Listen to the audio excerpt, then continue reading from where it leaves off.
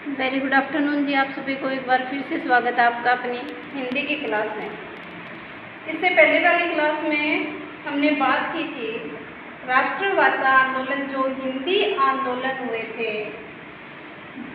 धार्मिक के द्वारा जो किए गए थे। सबसे पहले किया था जी ब्रह्मा समाज ने, फिर प्रार्थना समाज ने, फिर आर्य समाज ने, फिर थियोसॉफिकल सोसाइटी आई थी, उसके बाद सनातन धर्म सभा थी, फिर जो रामकृष्ण मिशन जो कि स्वामी विवेकानंद द्वारा बनाई गई संस्था थी। इसके बाद आज हम बात करेंगे राष्ट्रभाषा आंदोलन, जो हिंदी आंदोलन हुए थे साहित्यिक संस्थाओं के द्वारा, जो आंदोलन हिंदी भाषा के लिए किए गए थे, आज उनके बारे में बात करते हैं। जो साहित्यिक संस्थाओं ने जो आंदोलन किए थे हिंदी भाषा के लिए, जो राष्ट्रभाषा आंदोलन के रूप में हुए थे साहित्यिक संस्थाओं के द्वारा किए गए आंदोलन। सबसे पहले जो आंदोलन किया था वो थी नागरी प्राचारणी सभा, जिसका मुख्यालय था काशी वाराणसी में, और ये 1893 ईस्वी में किया गया था। इसके बाद जो है हिंदी साहित्य सम्मेलन नामक जो संस्था ने किया था प्रयाग में, जो इसका मुख्यालय था, और ये 1910 ईस्वी में किया गया था। हिंदी साहित्य जो सम्मेलन के बाद गुजरात विद्यापीठ नामक जो संस्था थी, साहित्यिक संस्था, उसने अपना मुख्यालय अहमदाबाद में बनाया था, और 1920 में जो इन्होंने अपना आंदोलन किया था। जो नागरी प्राचारणी अपनी सभा थी, जिसका मुख्यालय काशी में था, और 1893 ईस्वी में इसके द्वारा जो आंदोलन किया गया था, इसके संस्थापक थे श्याम सुंदर दास जी, राम नारायण जी मिश्र जी और शिव कुमार सिंह जी, यानी इसके जो है 3 संस्थापक रहे थे। इसके बाद हमने बात की थी हिंदी साहित्य सम्मेलन की, जिसका मुख्यालय प्रयाग में था। इसके जो प्रथम सभापति थे मदन मोहन मालवीय थे, यानी इसके जो है एक ही संस्थापक थे।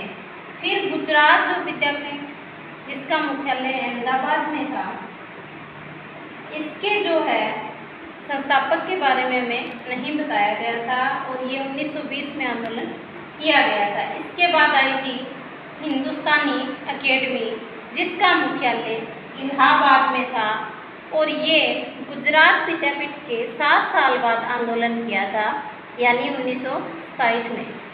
1927 में हिंदुस्तानी अकेडमी के द्वारा आंदोलन करने के बाद इसके 2 वर्ष के पश्चात 1929 ईस्वी में देवघर नामक स्थान पर जो आंदोलन किया गया था हिंदी विद्यापीठ नामक संस्था के द्वारा। इसके बाद काफ़ी जो संस्थाएं आई थी, जैसे राष्ट्रभाषा प्रचार समिति जो भद्रा में हुई थी, वो थी जी 1936 में। 1936 के बाद जो 1 साल के बाद ही महाराष्ट्र राष्ट्रभाषा सभा थी, वो आई थी 1937 में जो आंदोलन हुआ था। फिर इसके 1 साल बाद ही है जो 1938 में हुआ था बम्बई में, बम्बई हिंदी विद्यापीठ के द्वारा।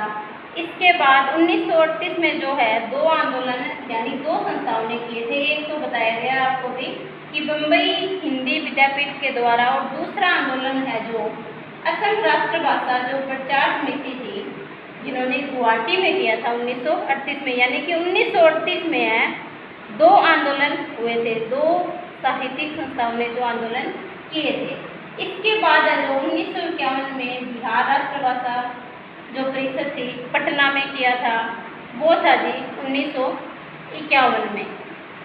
1951 के बाद है जो 1964 में अखिल भारतीय हिंदी संस्था संघ ने किया था, जिसका मुख्यालय था जी नई दिल्ली में, और ये जो सन रहा था 1964 ईस्वी में। 1964 के बाद नागरी लिपि परिषद नामक संस्था थी, उन्होंने अपना मुख्यालय नई दिल्ली में बनाया था और ये आंदोलन किया था 1975 में। एक बार फिर से देखो मुख्य रूप से कि नागरिक प्राचार्य सभा 1893 ईस्वी में इन्होंने आंदोलन किया था।